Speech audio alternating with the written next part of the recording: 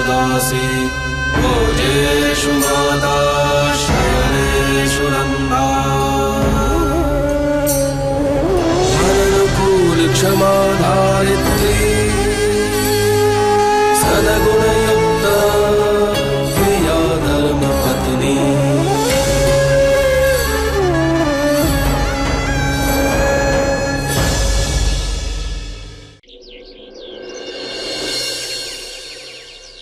नितिन दीकरा, तेरा विचार तो अच्छा है, पर હવે इस पे मोहर चंतु लगाएगी। बोझ है ना आजकल वो। पर जो भी हो पापा, संतु ने सारा काम बहुत होशियारी से संभाली, पर मुझे ऐसे क्यों लगता है कि आप जल रहे हो? अरे जलन नहीं गांडा, मुझे उस पर गर्व है। अरे मेरी एक बात याद रखना, जो कोई भी तेरा साथीदार अच्छा काम करे ना, तो उसका साथ देगा तो व्यापार बढ़ेगा। अने जो मन में जलन को स्थान दिया तो एक से एक काट के शून्य। याद रखजे। अरे त्रिवेणी, तेरा जूस रेडी है बेटा। और तेरी सासू माँ कहाँ है? जा जा उसको भी देख, बुला ले। मैं भी उन्हें ढूंढ रही हूँ, सुबह से उन्हें नहीं देखा। दादू, बा, क्या आपने उन्हें देखा है? अरे बोल के नहीं जाती है ना आजकल, डायमंड क्वीन है ना, इतला माटे। ए धर्मराज, खबरदार, संतू के खिलाफ एक शब्द भी बोला ना, कान मरोड़ के रख दूंगी। हाँ, मेरा हक है अभी तक का। कृष्णा सुबह से नहीं दिख रहा है। ऋषभ, तूने देखा कहीं? नहीं माँ। वो मालकिन और कृष्णा भाई सुबह से कहीं गए हुए हैं। अरे पण वो दोनों गए कहाँ?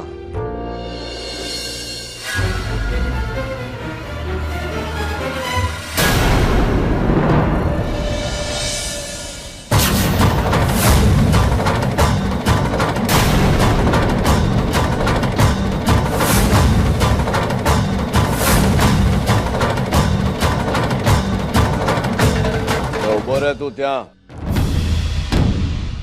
खड़ा रहे वहां।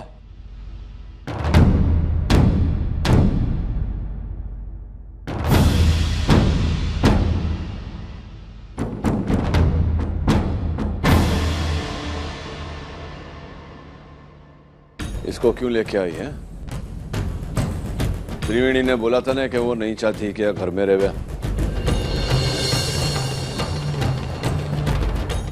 दादू, त्रिवेणी माँ बनने वाली और तो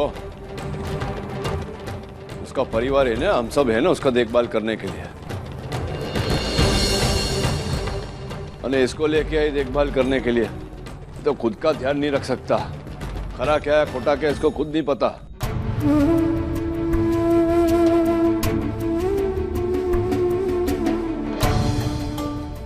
मालिक, विशाल यहाँ खुद नहीं आया, मैं और कृष्णा उसे यहाँ लाए। क्या? जो ये यहाँ रहेगा कि नहीं इसका फैसला त्रिवेणी करेगी ना, वो कर चुकी है। मैं तूने इसे निकाला था ना घर के बाहर। पर त्रिवेणी के बारे में सोची, उसे इस वक्त विशाल की जरूरत है। मतलब हवे तो त्रिवेणी के निर्णय को अपनी इच्छा से काटना चाहती है हम? नहीं मालिक, मैं चाहती हूँ कि त्रिवेणी अपना निर्णय बदले। वो एक माँ बनकर सोचे। बच्चे को माँ बाप दोनों के प्यार की जरूरत होती है, और त्रिवेणी के बच्चे को इस वक्त उसके पिता की जरूरत है। अरे नहीं चाहिए मुझे इसके संस्कार अपने पोते में। वो बच्चा फिर त्रिवेणी को घर से बाहर निकालेगा। मालिक, ये निर्णय को त्रिवेणी को करने दीजिए।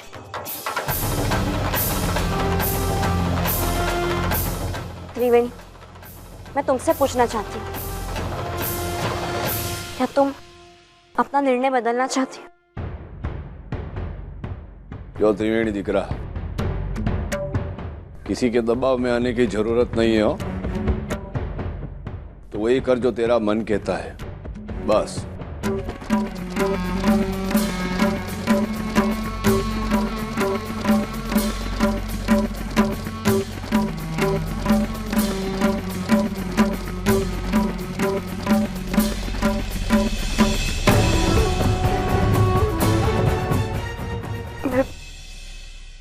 मैं दादी के फैसले से सहमत हूँ।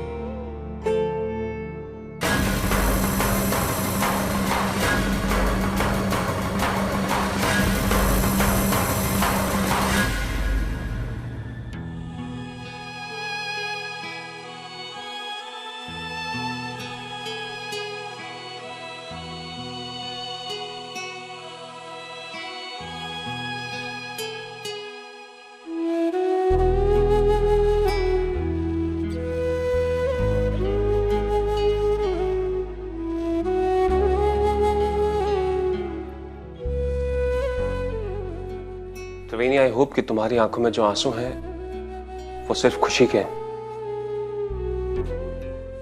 राइट? पता नहीं ऋषभ, कुछ समझ में नहीं आ रहा। समझ में नहीं आ रहा कि मैं खुश हूं कि मेरे बच्चे का पिता वापस आ गया, या दुखी हूं कि जिस इंसान से मैं नफरत करती हूं, जिसने मेरे साथ इतना सब कुछ किया, वो मेरे बच्चे का पिता है। लेकिन त्रिवेणी, अब तुम ये सब क्यों बोल रही हो? अगर कुछ ऐसा था तो तुमने विशाल को घर में घुसने की परमिशन क्यों दी? कहीं तुमने ये सब इसलिए तो नहीं किया क्योंकि घर वाले ऐसा चाहते थे? ओ कम ऑन त्रिवेणी, दादू ने तुमसे साफ साफ कहा था किसी भी दबाव में आके कुछ मत करना। फिर क्यों लिया तुमने ये फैसला? क्योंकि उस दिन दादी ने बहुत बड़ी बात कह दी। उन्होंने कहा कि एक माँ का और उसके बच्चे का रिश्ता सबसे पवित्र होता है। तो अब मैंने एक फैसला लिया है कि मैं सिर्फ अपने बच्चे के लिए जीऊंगी, और सिर्फ इसीलिए मैंने ये फैसला लिया। मतलब तुमने अब तक विशाल को? हाँ ऋषभ, मैंने विशाल को माफ नहीं किया, पर उससे भी बड़ा एक और सच है, और वो ये कि अब मेरे लिए सिर्फ मेरा बच्चा इंपॉर्टेंट है। तो उसके लिए तो बहुत कुछ सहना पड़ेगा, सह लूंगी। त्रिवेणी, मैं किसी और के बारे में नहीं जानता, पर तुम्हारी सोच से मैं बहुत खुश हूं। And I'm really proud of you. मैं हमेशा तुम्हारे साथ हूं।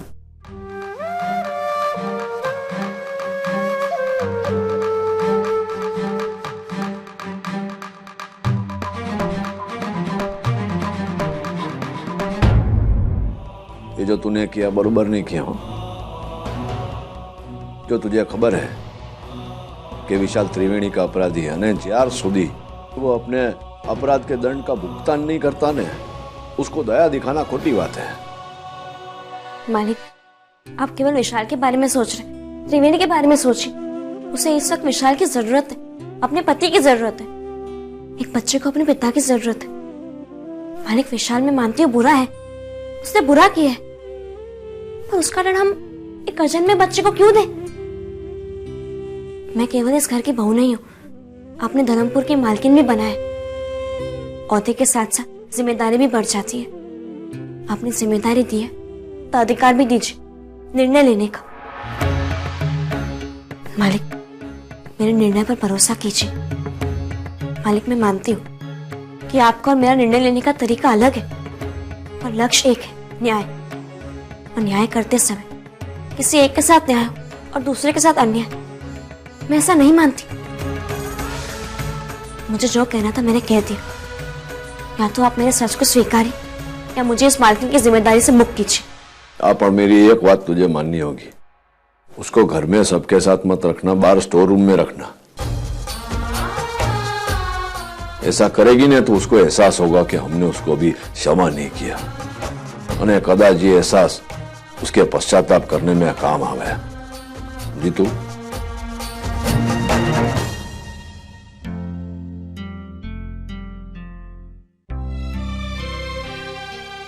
स्टोर रूम है। मालिक का निर्णय है कि तुम यही रहोगे। मानती हूं मैं कि त्रिवेणी के लिए मैंने तुम्हें यहाँ लाया, पर इसका मतलब ये नहीं कि हमने तुम्हें माफ कर दिया। अब से तुम यही रहोगे, परिवार से अलग। ये तुम क्या कर रही हो संतु? या तो विशाल को पूरी तरह माफ करो या बिल्कुल नहीं। उसे यहाँ घर में लाने का मतलब है उसे अपनाना संतु, पर उसे यहाँ लाकर सबसे अलग रखना ये सही नहीं है ना? कदू दी प्लीज, मॉम जैसा चाहे वैसे उसे करने दीजिए। मैंने आज तक कभी भी अपनी माँ बाप की बात नहीं मानी, ना भली ना बुरी, लेकिन आज मुझे मौका मिल रहा है जब वो मुझसे कुछ एक्सपेक्ट कर रहे हैं। वो चाहते हैं कि मैं कुछ करूं, मैं तैयार हूं। उसके लिए भले ही मुझे यहाँ सबसे अलग रहना पड़े, मुझे मंजूर है। हितेन भाई ने तो घर से दूर गांव में रहकर सजा काटी थी, मैं तो फिर भी यहां इस घर के अंदर रहूंगा। I'm fine, कंदू दी। चलो कद्दू।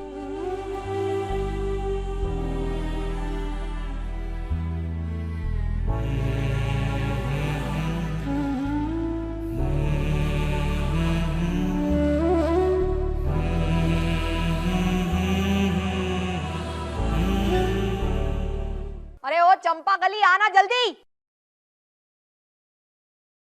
बेनबा, बेनबा आपने मुझे बुलाया। बा ने कहा सारा काम धाम छोड़कर आपके पास जाऊं। क्या हुआ बेनबा? अरे डफोल, डर नहीं, मैं बहुत खुश हूँ आज। अच्छा, तो मुझे ही बताइए ना, क्यों खुश है? अरे विशाल अब घर आ गया ना वापस, तो विशाल और त्रिवेणी के रिश्ते में सुधार आ जाएगा, है ना? हमारी त्रिवेणी अकेला महसूस नहीं करेगी अब अपने आप को। कितनी खुशी की बात है कि नहीं? इसलिए खुश हूँ। पर बेनबा, ये तो मुझे मालूम है, आपने ये कहने के लिए बुलाया था। अरे चापली, इसलिए नहीं बुलाया। मैंने तुझे बुलाया क्योंकि मैं बहुत खुश हूँ ना, इसलिए मैं अब तुझे खूब पढ़ाऊं। सच में? और इसलिए अब मैंने आज सोचा है कि तेरी सरप्राइज टेस्ट लूंगी। ठीक है। बहुत हंस रही है। पता नहीं ना सरप्राइज टेस्ट यानी क्या? हाँ, इसलिए हंस रही है। मैंने आज तक तुझे जो भी पढ़ाया है ना, वो तेरे दिमाग में आया या नहीं, वो मैं देखूंगी। इसलिए तेरी परीक्षा लूंगी आज मैं। परीक्षा? बेनबा, परीक्षा से बहुत डर लगता है, आपसे भी ज्यादा। क्या कहा तूने? हाँ, एक काम कर, तू संतुड़ी है ना, उसको सारी किताबें दे दे वापस और बोल दे, मालकिन आप चाहती थी मैं पढूं, मैं लिखूं, लेकिन मैं पढ़ना लिखना नहीं चाहती, इसलिए मैं परीक्षा भी नहीं दूंगी। हाँ? नहीं बेनबा, मैं दूंगी परीक्षा। अब आना ऊंट पहाड़ के नीचे। हाँ। कहाँ फंस गई? घर में चाहे अच्छा हो चाहे बुरा हो, सब मेरे ऊपर ही आता है। क्या बड़बड़ा रही है? कुछ नहीं बेनबा, वो इस स्पेलिंग याद कर रही थी। अच्छा अच्छा, हाँ, चल, ऑल द बेस्ट। अब बता, चंपा गली का स्पेलिंग क्या है? हाँ, एक। क्या? अब तो सब भूल गई। बेनबा, वो क्या कहते हैं ना, त्रिवेणी बहन के लिए ना मुझे खस बनानी है, और क्या कहते हैं, कद्दू बहन ने खस और नारियल बनाने के लिए कहा था, तो मैं जाऊं, बहुत काम है रसोड़े में। अच्छा, देख तेरी परीक्षा उन दोनों से ज्यादा महत्वपूर्ण तो है नहीं, है ना? तू जा जा जा, जो भी काम बोला है कर ले, जा जा जा।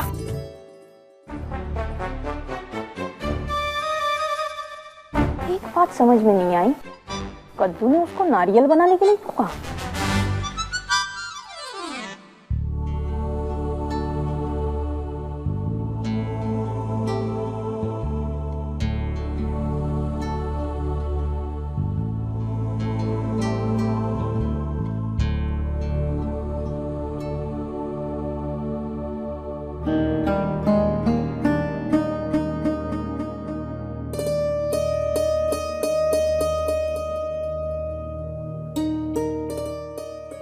अरे चंपा गली। हाँ, क्या ये किस काम आता है? ये आपको कहाँ मिला? तुम जानती हो क्या? ये चाकड़ा है, इस पर मिट्टी के बर्तन बनते हैं। इसे आपकी मौसी यानी मूंगी बहन यहाँ लाई थी बिरवा बहन के लिए। आपको पता है, मालकिन ने तो मालिक को भी बर्तन बनाना सिखाया था इस पर। अच्छा, इस पर जितना अच्छा हाथ मालकिन का है और किसी का नहीं है। ठीक है। इसे कैसे चलाते हैं? ओ,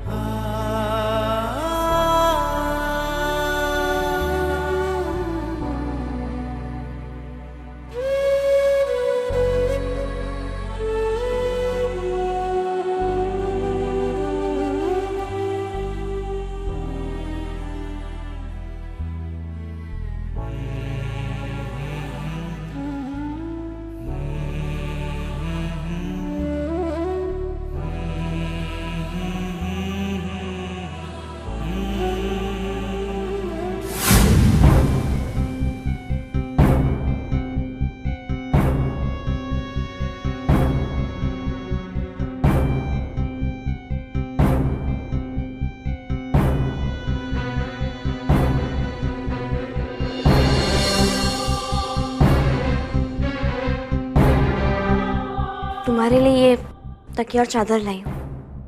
और मेरे हाथ गंदे हैं। आप मुझे सिखाएंगी? चंपाकली ने कहा कि आप इसमें माहिर हैं। तुम सीख कर क्या करोगे?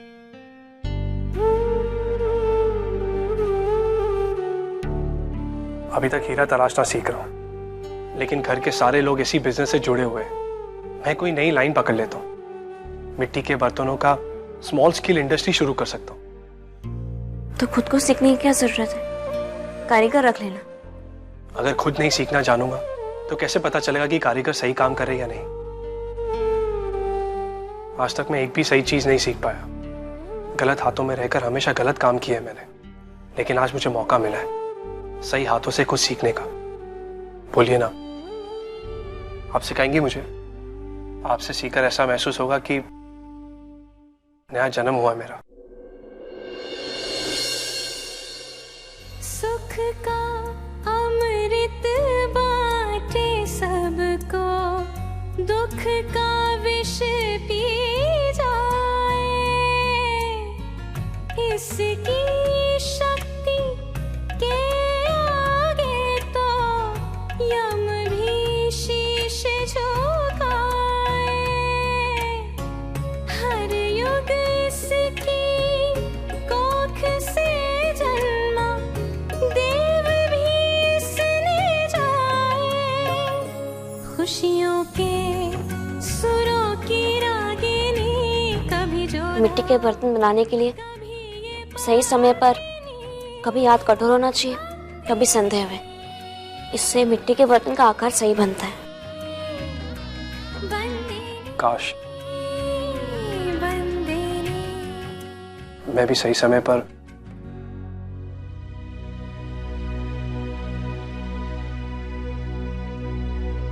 ये लो, एक ओडिया है, दिया।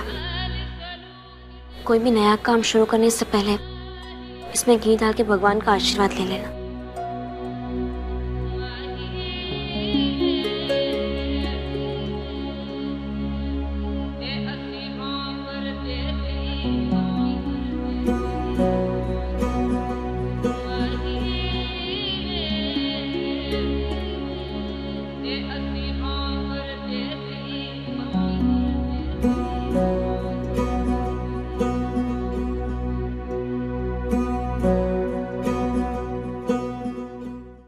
ले ले कद्दू बेटा, ये जरा ले ले, थोड़ा सा सौंफ खा ले, अच्छा लगे। नहीं बाप, मन नहीं है। आज खाने के बाद पेट में बड़ी गड़बड़ हो गई। अरे मुझे तो खाना खाने के बाद कुछ नहीं हुआ। पर मेरे पेट में तो दर्द हो रहा है ना फूई। बाप, मुझे भी कुछ जल्दी से दवा दीजिए, मेरे पेट में बहुत दर्द हो रहा है। अरे बाप रे, ये दोनों को क्या हो गया? हाँ, हे भगवान, ये खाना तो संतू और त्रिवेणी ने भी खाया है। कहीं ये खाना खाने के बाद उनको, हे भगवान। अरे बाप रे, कद्दू जा बेटा जा, तू संतू को देख, हाँ, और तरू तू त्रिवेणी को देख। हाँ बा।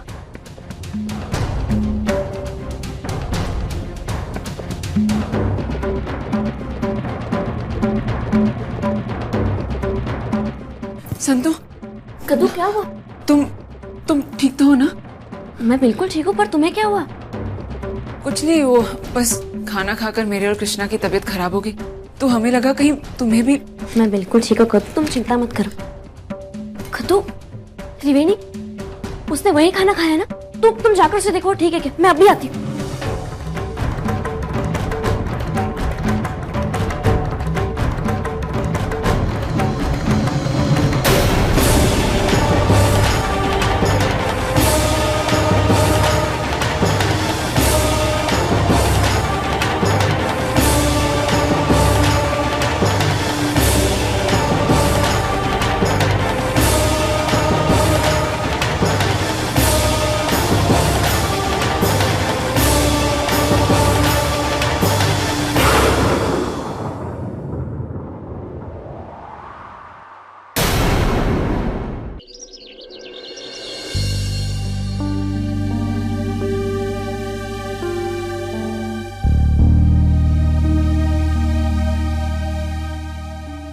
संतू, कद्दू क्या हुआ?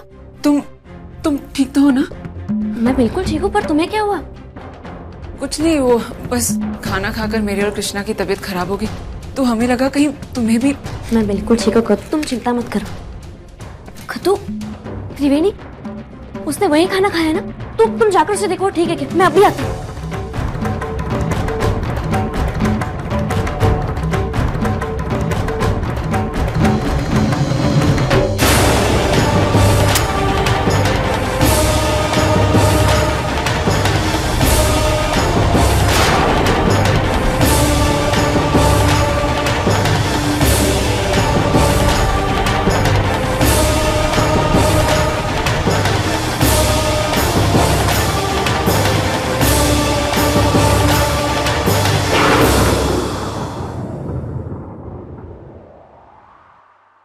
डैड आप चिंता मत कीजिए, डॉक्टर कर रही है ना जांच संतु और त्रिवेणी की। अरे पण कितना समय हो गया डॉक्टर को जांच करते हुए, खबर तो पड़नी चाहिए ना कि तकलीफ क्या है।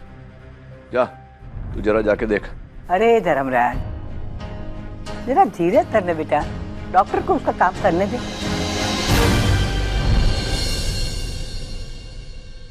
डॉक्टर बरोबर है ना सब? फूड पॉइजनिंग का केस है, जल्दी गर्म पानी लाना।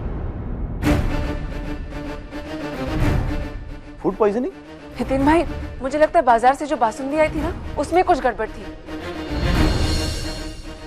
कृष्णा, त्रिवेणी, संतु, हम चारों ने वही खाई थी। पर कद्दू, तुम जानती हो ना संतु और त्रिवेणी की क्या हालत है। इस वक्त हमें उनका खास ध्यान रखना चाहिए कि वो बाजार की कोई चीज ना खाए। अरे हितेन बेटा, शांत हो जाओ। हाँ, इस माहौल में तू इतना गर्म हो जाएगा कैसे चलेगा? हाँ, शांति से काम लो, शांति से बस।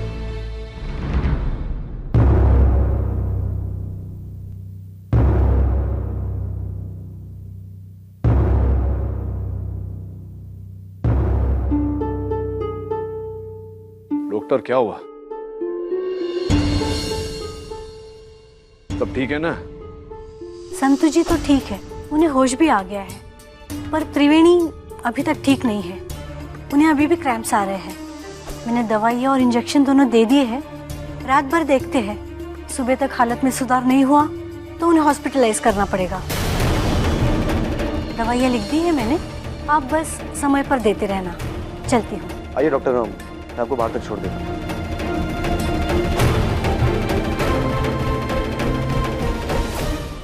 देखिए, जो भी दवाइयाँ लिख के दी है वो टाइम पे दे दीजिएगा। जी। हितेन भाई, डॉक्टर क्यों आई थी यहाँ? कौन बीमार है? वो कुछ नहीं, खाने में गड़बड़ी हो गई थी। इसी कारण से त्रिवेणी और संतु दोनों को फूड पॉइजनिंग हो गई। Food poisoning? ये हालत में?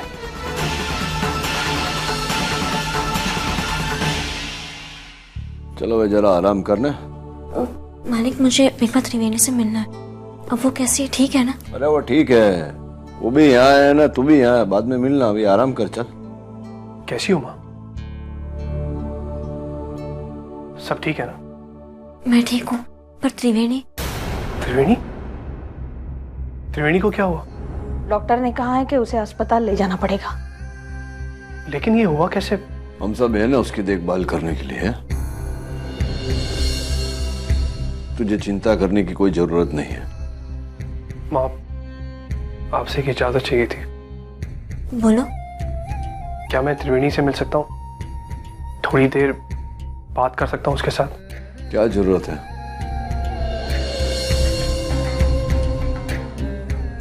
जाओ विशाल, इस वक्त त्रिवेणी को सबसे ज्यादा तुम्हारी जरूरत है।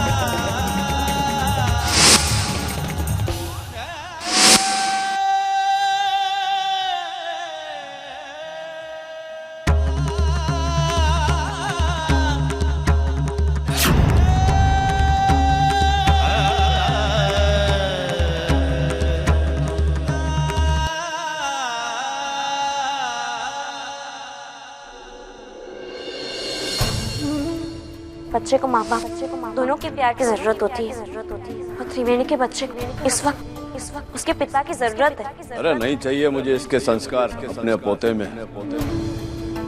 ये निर्णय को त्रिवेणी को करने दीजिए। मैं दादी के फैसले से सहमत हूँ।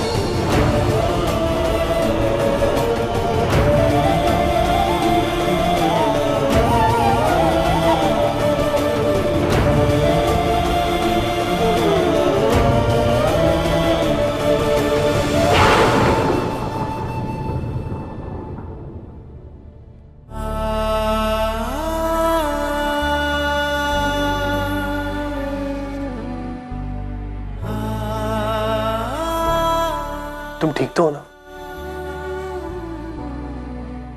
और हमारा बच्चा वो तो ठीक है ना? I hope so. हे भगवान, हमारे बच्चे की रक्षा करना।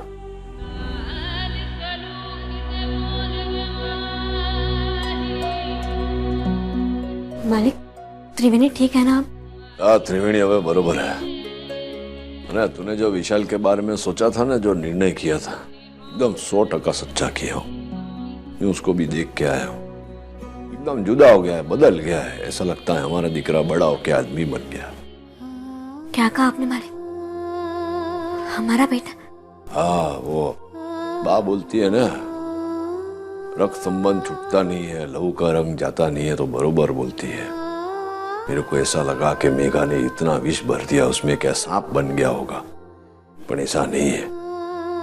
ये तो हमारा दिकरा ने, अभी भी मेरा रंग है उसमें। मालिक, आपकी इन बातों ने हमारे आने वाले कल के लिए मेरे मन में एक उम्मीद जगा दी है।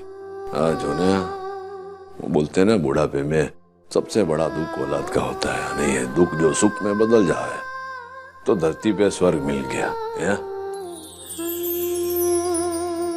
अगर त्रिवेणी की तबीयत में सुधार नहीं होता तो मुझे लगता है हमें डॉक्टर को फोन कर लेना चाहिए। ज्यादा खतरा मोल भी नहीं ले सकते ना। सही कहा आपने तरुफ भाई, हम ऐसे ही करेंगे।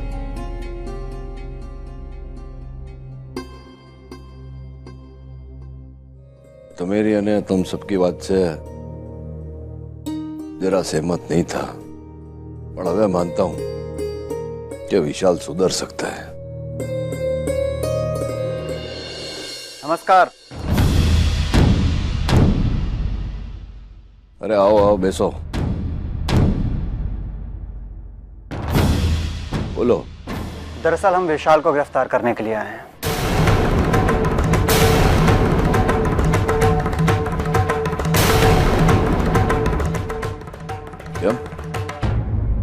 क्या किया उसने? दरअसल विशाल ने बहुत से लोगों से पैसे ले रखे थे और वो अभी तक चुकाए नहीं गए। उन सारे लोगों ने विशाल के खिलाफ कंप्लेंट किया। एक काम करो, तो मैं जाओ, मैं लेके आता हूं उसको। विश्वास है ना मुझ पर? जी, नमस्कार।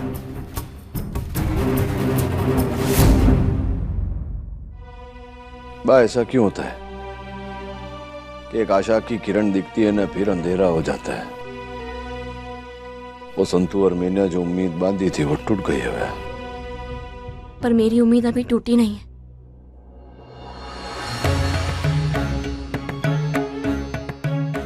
अरे तू बाहर क्यों आ गई? मालिक, मैं बिल्कुल ठीक हूँ, बस आपसे कुछ बात करनी। हाँ, खबर है मुझे कि तू क्या बोलेगी अभी। जो विशाल को मैं पुलिस स्टेशन लेके ही जाऊंगा।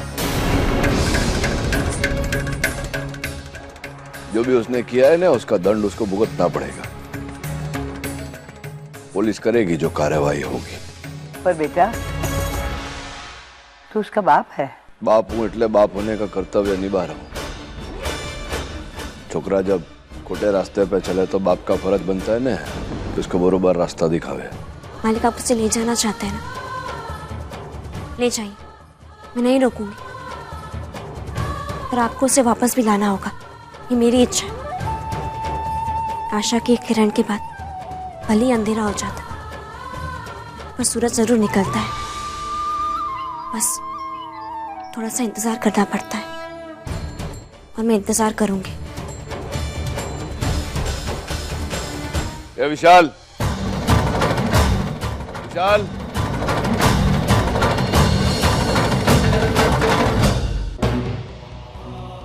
ये तूने जो किया है भले मेघा के बोलने पे किया कि मेघा ने करवाया तुझसे, पर सही तो तूने किया ने। अक्कल तो तेरी घास चरने गई थी ना। अब जो कितने लोगों का कर्जा है तेरे सर पे। जय श्री कृष्ण। जय श्री कृष्ण, जय श्री कृष्ण। वो एक प्रस्ताव रखना था आप सबके सामने। जो इसने जो किया वो तो किया, अगर मैं सबका रुपया सूद समेत वापस कर दूं तो यार रपट आप लोग वापस ले लोगे ना? हमें तो अपने पैसों से मतलब है धर्मराज जी, और शिकायत भी हमने अपना पैसा वापस लेने के लिए ही लिखवाई थी। हाँ, अगर हमें पैसा वापस सूद समेत मिल जाए तो हमें शिकायत वापस लेने में कोई अर्ज नहीं है। धन्यवाद, धन्यवाद। Thank you. आपने मेरे लिए। अरे तेरे लिए नहीं, संतू के लिए। मैं बोला था कि तेरे को वापस लेके आऊं ऐसा, इसलिए धन्यवाद बोलना है ना तो जाके अपनी माँ को बोलना और ये रुपया लौटा देना सबका। तू हेलो इंस्पेक्टर।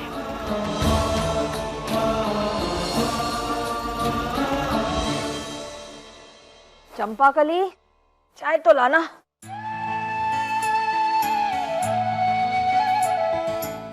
क्यों विशाल, शाम को जब लौट आया तो सुबह की जो बड़ी भूल की थी वो समझ में आई?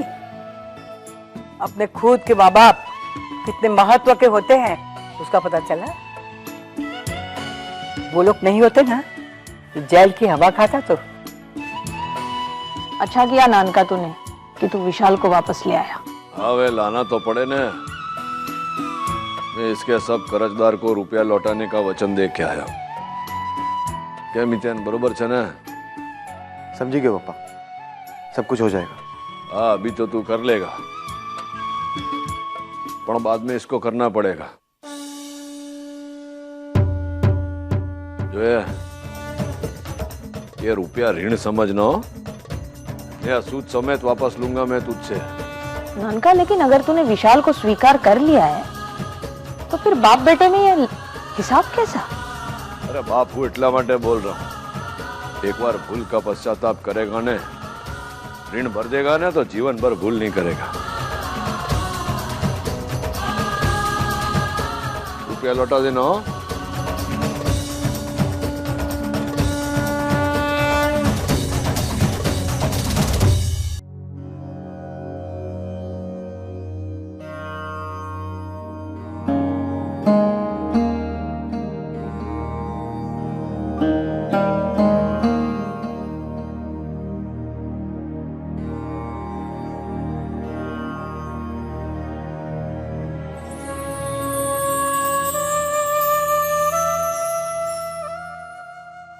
विशाल,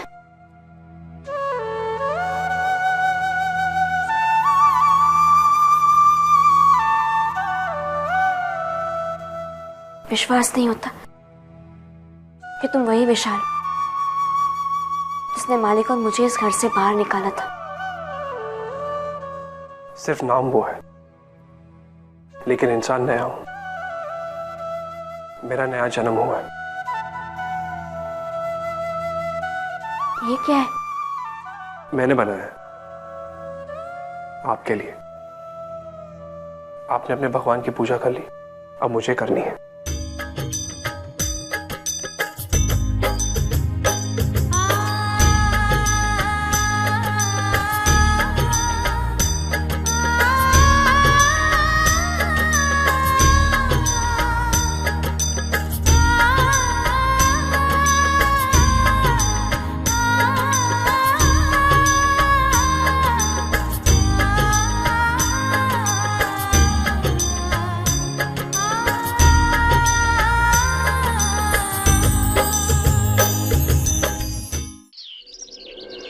और डॉक्टर आ भी गई।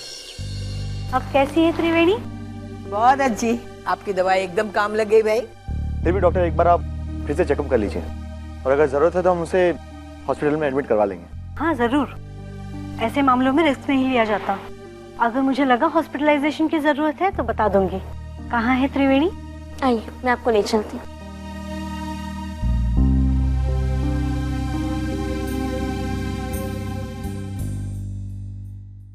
डॉक्टर, मैं आपसे एक मदद चाहती हूँ। जी कहिए। डॉक्टर, दरअसल त्रिवेणी बहुत जिद्दी है, वो किसी की बात सुनती नहीं है। तबीयत खराब है फिर भी जिद करती कि काम करना है। आप उसे साफ कह देना कि वो बिल्कुल काम ना करे, आराम करे। जी समझ गई। चल। Hello Triveni, how are you? मैं ठीक हूँ डॉक्टर, अब क्रैम्प्स भी काफी बेटर है। गुड, चेक कर लेते हैं। ओके, सब ठीक है ना डॉक्टर? बिल्कुल, तुम ठीक हो। बस कुछ दिनों तक तुम्हें दवाइयाँ लेनी है बस। चलो अच्छा, कम से कम इस बिस्तर से तो उठूंगी। और डॉक्टर, आप नीचे मुझसे कुछ कह रही थी। हाँ, देखो त्रिवेणी, तुम ठीक तो हो, लेकिन कुछ और दिन तुम्हें सख्त आराम की जरूरत है। आपको ज्यादा काम नहीं करना है। अब डॉक्टर, मैं सीढ़ियाँ तो चढ़ सकती हूँ ना?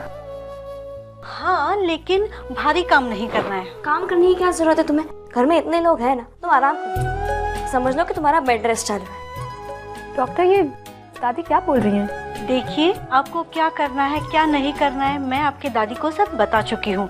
तो बेसिकली आपको इनकी बात सुननी है। ये जो कहेंगी वो आपको करना है। ओके, और कुछ नहीं। मैं अब चलती हूँ। दादी, अगली बार जब आप कॉरिडोर में किसी से बात कर रही हो ना, तो आवाज थोड़ी नीची रखिए, या फिर चेक कर लीजिए कि दरवाजा खुला है या नहीं। मतलब ये कि जब आप डॉक्टर से बात करी थी ना, मैंने सब कुछ सुन लिया। दादी, मैं बिल्कुल ठीक हूँ अब, और मैं ये जानती हूँ। अब बस आप अपना ख्याल रखिए। बहू होके सास को ज्ञान दे रही हो? नहीं, बेटी होकर अपनी माँ से झगड़ रही हूँ।